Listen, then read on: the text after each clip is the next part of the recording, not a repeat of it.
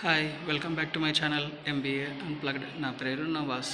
నేను ఒక private engineering కాలేజ్లో అసిస్టెంట్ ప్రొఫెసర్గా వర్క్ చేస్తున్నాను. నేను నా యొక్క వీడియోల ద్వారా మార్కెటింగ్, హెచ్ఆర్, అదేవిధంగా ఎంబీఏకి సంబంధించిన కొన్ని కెరియర్ గైడెన్స్ టాపిక్స్ డిస్కస్ చేస్తూ ఉంటాను.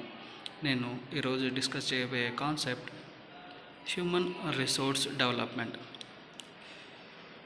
It is a process that involves improving, changing, developing the knowledge and skill set based on present and future job and organizational requirement.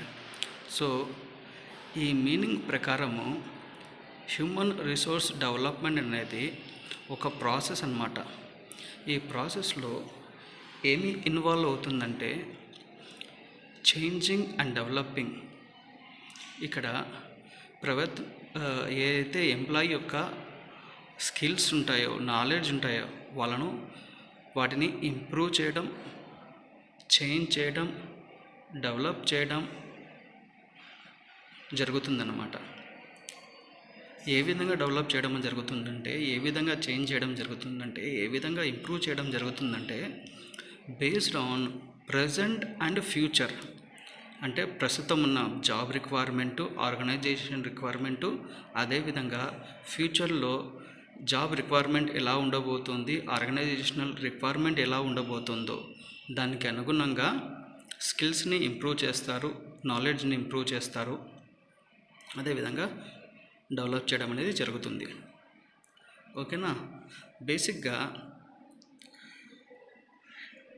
HR development ఏ విధంగా జరుగుతుందంటే through performance appraisal.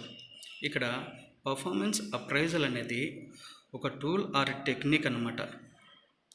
ఈ tool are technique ద్వారా employee యొక్క performance, అతనికి ఇచ్చిన వర్క్ని బట్టి ఆ ఎంప్లాయీ యొక్క పర్ఫార్మెన్స్ ఏ విధంగా ఉంది, అతని ఇంప్రూవ్మెంట్ ఏ విధంగా ఉంది, వర్క్ యొక్క క్వాంటిటీ మరియు క్వాలిటీ ఎలా ఉంది అనేది with the help of different methods మేము జడ్జ్ చేస్తాము, ఎవాల్యుయేట్ చేస్తాం అన్నమాట.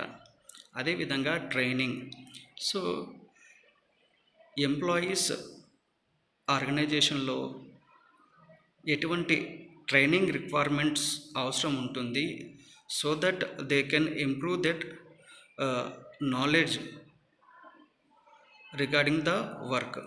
జనరల్గా మేము ట్రైనింగ్ అనేది టెక్నికల్ ఓరియంటెడ్ టర్మ్గా యూస్ చేస్తాము, టెక్నికల్ పీపుల్కి యూస్ చేస్తాము అని. అదేవిధంగా ఎవరైతే ఎంప్లాయీస్ ఫ్రెష్గా, దట్ ఈస్ ఎడ్యుకేషన్ కంప్లీట్ అయ్యి మొదటిసారి వర్క్ చేస్తున్నారో వాళ్లకు ఇవ్వడం అనేది జరుగుతుంది. అదేవిధంగా మేనేజ్మెంట్ డెవలప్మెంట్.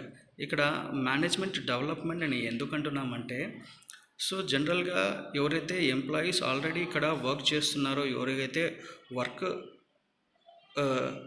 చేస్తుండబట్టి 2 to 3 years అయింది, so they know about the job గురించి వాళ్ళకి తెలుసు, ఏ విధంగా చేయాలో తెలుసు. సో వీళ్ళకు న్యూ సెట్ ఆఫ్ స్కిల్స్ని డెవలప్ చేస్తారన్నమాట. ఎక్కువగా మేనేజీరియల్ లెవెల్స్లో ఉన్న వాళ్ళు, ఎగ్జిక్యూటివ్ లెవెల్లో ఉన్న వాళ్ళకు ఇస్తారనమాట ఇటువంటి మేనేజ్మెంట్ డెవలప్మెంట్ అనేది. అదేవిధంగా career planning. It is the latest concept which gives the employees the scope for developing their career.